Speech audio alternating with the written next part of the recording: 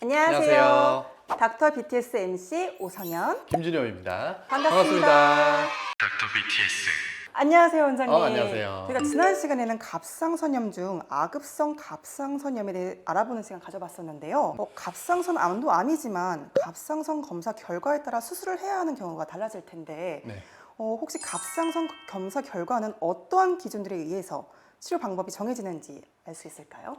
예, 좋습니다. 좋은 질문이고요. 갑상선 검사는 숫자로 결과가 나와요. 6가지 숫자가 있는데 1번부터 6번까지 그거를 우리가 베데스다 시스템이라고 부릅니다. 요 이름은 미국에 있는 도시 이름이거든요. 베데스다라는 도시에서 얘를 발표를 해가지고 그 도시의 이름을 따서 이렇게 범주를 정한 거예요. 그 베데스다 시스템은 이제 각 범주가 있는데 6가지 범주가 있고요. 그 범주에 따라서 악성 위험도를 예측할 수도 있고 진료 권고안도 우리한테 설명을 해줘요. 그래서 아주 중요한 거겠죠. 그래서 그 베데스다 시스템의 3가지를 먼저 저희가 설명을 좀 드릴게요. 자, 1, 2, 3이 있는데 이 1번, 2번, 3번은 수술을 안 해도 되는 또는 수술 말고 좀 지켜보는 그런 단계라고 보시면 좋을 것 같아요. 그래서 그럼 1번 단계부터 설명드리면, 자, 1번 단계는 불충분 검체. 검체가 뭔가 좀 부족했다. 이렇게 쉽게 생각하시면 좋아요. 자, 얘는 어떠하든 이제 저희가 세친 검사는 이제 주사 바늘로 이렇게 뽑아내는 건데, 뽑아내고 봤더니 세포가 좀 너무 적어. 또는 슬라이드 도마를 할 때 좀 도마를 잘못됐어. 또는 세포만 많이 나와야 되는데 피가 너무 많이 났어. 그러니까 쓸데없는 세포가 너무 많은 거죠. 또는 얘를 뽑아냈더니 이 결절은 물혹밖에 없네, 내부에 물밖에 없네. 요럴 때 나오는 단계가 불충분 검체라고 보시면 좋고요. 악성 위험도는 1%에서 4%. 낮죠, 되게 높지 않습니다. 그래서 대부분 초음파에서 만약에 물혹인데 세친 검사를 했더니 불충분 검체가 나왔다. 그러면 물혹이니까 따로 또 검사를 더 안 해도 돼요. 그런데 내가 암을 의심하고 검사를 했더니 1번이 나왔어요. 그러면 다시 검사를 해야 돼요. 그 정도로 이제 정확도가 조금 뭔가 애매하다 이렇게 보시면 좋고요. 자, 2번째 단계는 양성 단계예요.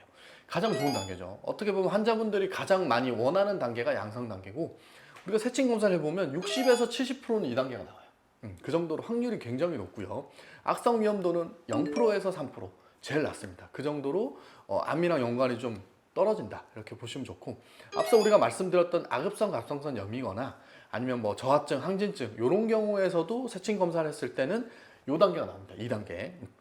암이 아니니까 환자분들이 가장 많이 원하고 저희 입장에서도 수술 필요 없고 다른 치료 필요 없고 6개월 뒤에 추적 관찰만 하시면 된다 이렇게 설명을 드리고 있습니다.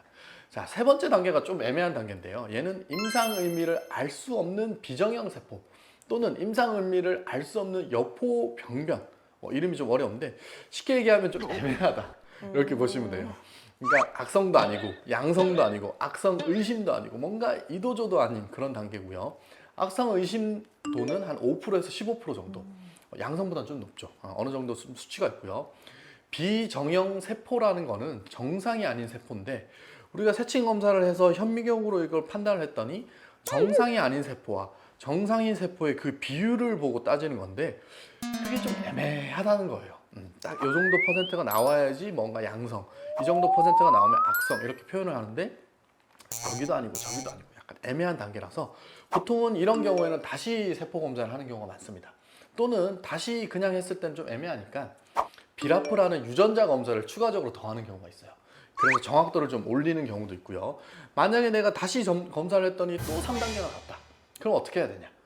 그럴 때는 이제 초음파 검사를 판단을 해서 이건 정말로 암인 것 같은데 왜 자꾸 3단계가 나오지?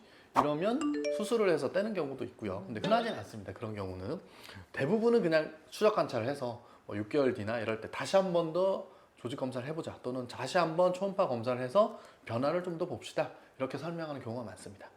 자, 여기까지가 1, 2, 3단계예요. 제가 앞서 말씀드렸지만 우리가 수술을 하지 않는 단계가 이 단계고요. 다음번에는 저희가 4, 5, 6단계, 즉 수술을 좀 해야 되는 단계, 그거에 대해서 한번 설명드리는 시간이 있을 것 같습니다. 네, 지금까지 갑상선 검사 결과에 따라 치료 방법이 어떻게 정해지는지 알아보는 시간 가져봤는데요. 다음 이 시간에도 더욱더 유익한 정보를 갖고 찾아뵙도록 하겠습니다. 지금까지 닥터 BTS 였습니다. 감사합니다.